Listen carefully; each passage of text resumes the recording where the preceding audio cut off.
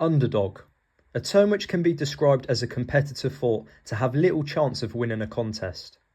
When bringing this term into football, I believe modern day underdogs have never been so handicapped, and this is mainly down to financial influences.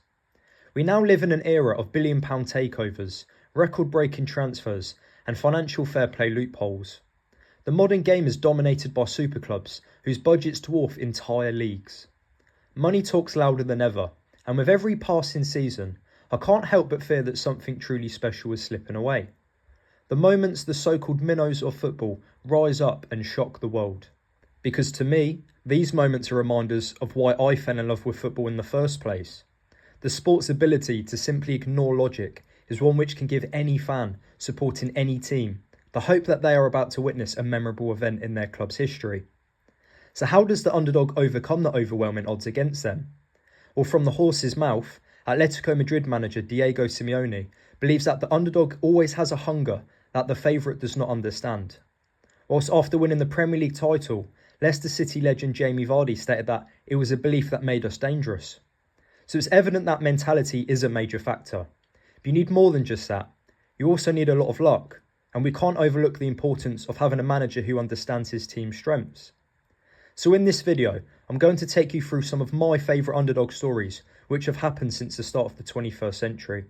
And I believe that these shocking events will sadly never be seen again, to such a level anyway, due to the current business climate within football.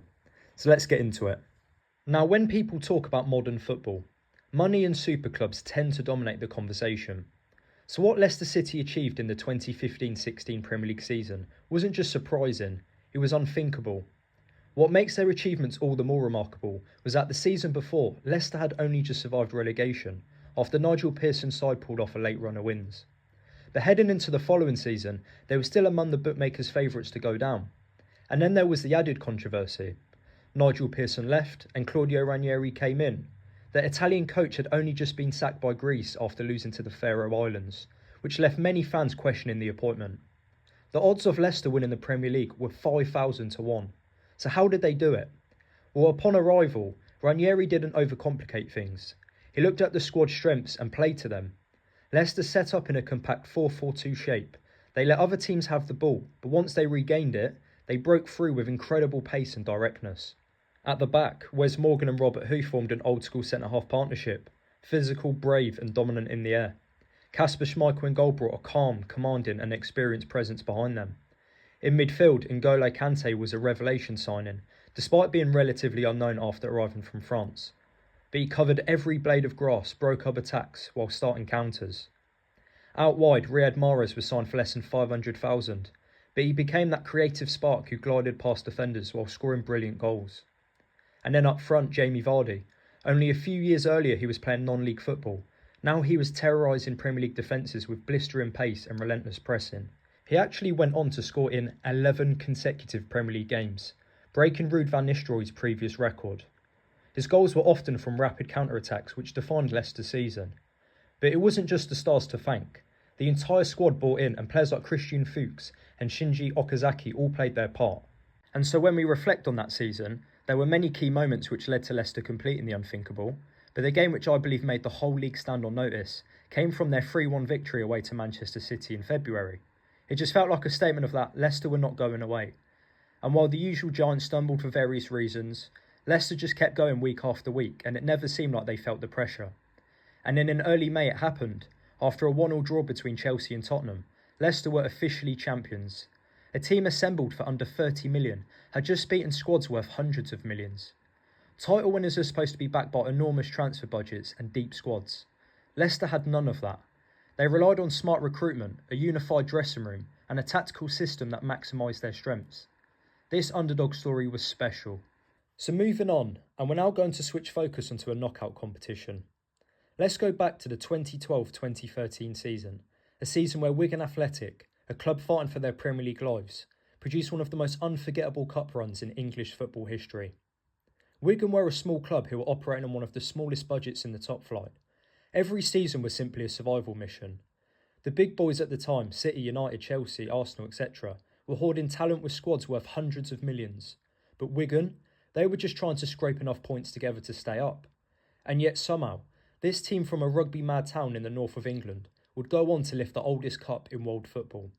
So let's start the journey. Wigan began their FA Cup campaign away at Bournemouth in the third round. But don't get things twisted. This was back when Bournemouth were in the process of rising up through the leagues. But at this stage they were only a League One club. Wigan didn't make life easy for themselves from the offset. They drew the tie 1-1, which forced them into hosting a replay. But they did eventually get over the line after winning 1-0 thanks to a Baselli goal.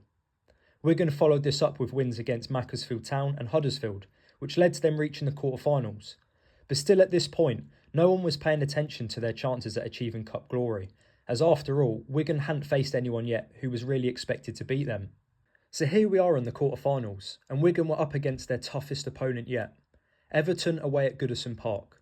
Everton were flying at the time and they were supposed to brush Wigan aside, but on that day Wigan gave the hosts a spiteful sting as they incredibly scored 3 goals in 3 minutes, and that was enough to seal the victory.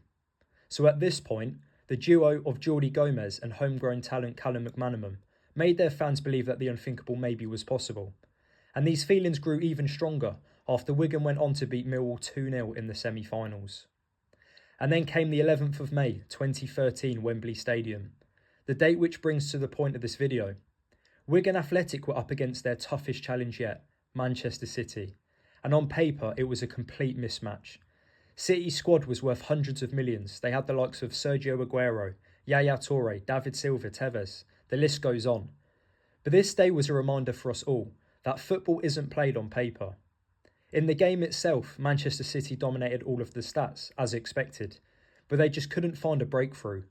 And then in stoppage time, Wigan won themselves a corner. Sean Maloney whipped it in, and Ben Watson, who had only recently returned from a broken leg, rose highest to head the ball which flew into the far corner. And this was the defining moment of the game. Against all odds, Wigan Athletic had just won the FA Cup. And although Wigan would go on to be relegated from the Premier League just days later, the fans of the club still experienced a moment which the rest of the English football pyramid could only dream of. Wigan's name was written into history. And since this moment, only 2 teams rated outside of the top 6 have gone on to win the FA Cup across a 12-season window, with that being Leicester City and Crystal Palace from last season. Crystal Palace's run was brilliant, but for me, Wigan's cup run was so much more special, simply because the financial wealth hadn't spread out across all of the Premier League teams yet. To put things into perspective, Crystal Palace's current squad is worth over 200 million, whereas Wigan at the time had never spent more than £4 million on a player. And on a personal note, I find it a shame that we haven't seen a club outside of the Premier League reach the FA Cup final since 2008, when Cardiff came up against Portsmouth. Most Premier League managers can now rotate their whole team and still beat a lower ranked side. Now of course it's the nature of the beast, and Championship, League One, etc. clubs should not be expected to make it that far. But I do feel like the influx of money has had an impact on the saying which goes, the magic of the FA Cup. Let me know in the comments if you agree. So now we're going to take a turn towards international football, an area which can never be overpowered by finances, but being stuck with an underwhelming generation of players can bring up its own hurdles. When we talk about football underdogs, one story always stands out above almost anything else for me. Greece at Euro 2004. To understand why it was so shocking, you have to look at where Greek football was at the time. Greece had never been a football powerhouse. They had only ever qualified for 2 major tournaments before this major feat, Euro 98 and the 1994 World Cup, and in both they failed to win a single game. Going into the 2004 tournament in Portugal, they were ranked well outside of the top seeds, and their squad had no globally recognised stars. Most of their players came from clubs like Panathinaikos, Olympiakos and Athens, all of which were respected domestically, but hardly comparable to the elite clubs of Europe. And then look at the opposition, Euro 2004. It was packed with talent. France were the holders, who had the likes of Zidane, Henry, Vieira and Trezeguet representing their colours. Portugal were the hosts, and they had Figo, Rui Costa and the teenage Cristiano Ronaldo. Then there was England, who had a young Wayne Rooney, accompanied with the likes of Gerrard, Lampard and Scholes. If you look at Greece in comparison, they look like a team simply aiming not to embarrass themselves. So how did they do it? Well, a huge part of the credit goes to their German coach Otto Regal. He knew Greece could not outplay these sides technically, so he built a system based on defensive organisation discipline and set-piece efficiency. Tactically, Greece set up in a compact 4-4-2, but it would often become a 4-5-1 without the ball. The centre-backs were dominant in the air, the full-backs tucked in to create a narrow backline. In midfield, players worked tirelessly to break up play and deny passing lanes. Ultimately, Greece were not afraid to concede possession. They often had less than 40% of the ball in fact, but they were incredibly well drilled. Their biggest weapon came from set pieces. Rehegal drilled routines relentlessly, knowing that corners and free kicks were their best chance of scoring, and time again they made those moments count. So let's look at their path through the tournament.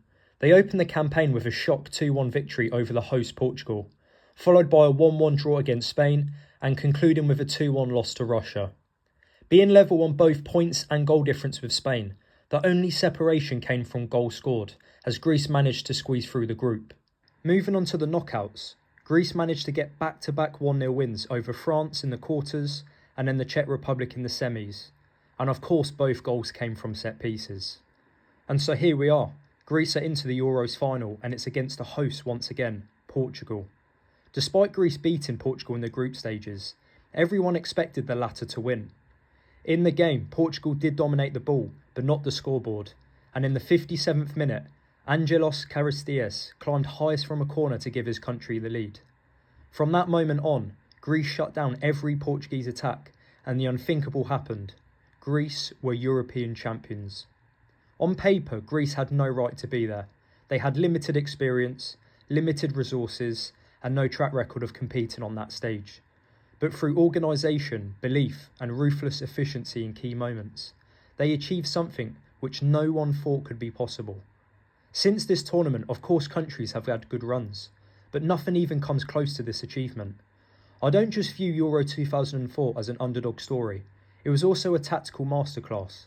It proved how important it is for a manager to not be stubborn with their philosophical ways, but rather they should focus on coming up with a plan which best suits their players. Okay, so the last case I'm going to use comes from the Champions League. Now when we think of the Champions League finals, we imagine the giants colliding. Real Madrid, Barcelona, Bayern Munich, Liverpool. But the 2003-04 season gave us something completely different. Porto against AS Monaco. Two clubs that nobody expected to see reach the biggest stage in European club football. Porto were champions of Portugal, but were not considered amongst Europe's elite. Monaco didn't even win their domestic league that season and had far fewer resources than the Giants. So how did either team do it? Well, I'll start with Porto. They were coached by a young Jose Mourinho who was just starting to make a name for himself. His team was incredibly well drilled as they set up in a 4-3-1-2 system, which focused on a compact midfield and a lethal counter-attack. The likes of Deco, Ricardo Carvalho and Benny McCarthy were key heads in making this system effective. In their run into the final, Porto topped a group containing Real Madrid, Marseille and Partizan Belgrade. Then in the knockouts, Porto scored a last-minute goal to break the hearts of Manchester United supporters at Old Trafford, which led to that famous Mourinho clip of him running down the pitch. They then beat Lyon comfortably and saw off Deportivo La Coruña in the semis to secure their place in the final. Now I'll move on to Monaco's journey. They were managed by Didier Deschamps, who was still early on in his coaching career. Deschamps used a fluid formation which would change between 4-4-2, 4-2-3-1 or 4-3-3. Their style was far more open and attacking when compared to Mourinho's Porto, as they were willing to press higher up the pitch even against top sides. In their run into the final, Monaco surpassed PSV and Athens to finish second in the group, only behind to Deportivo La Coruña.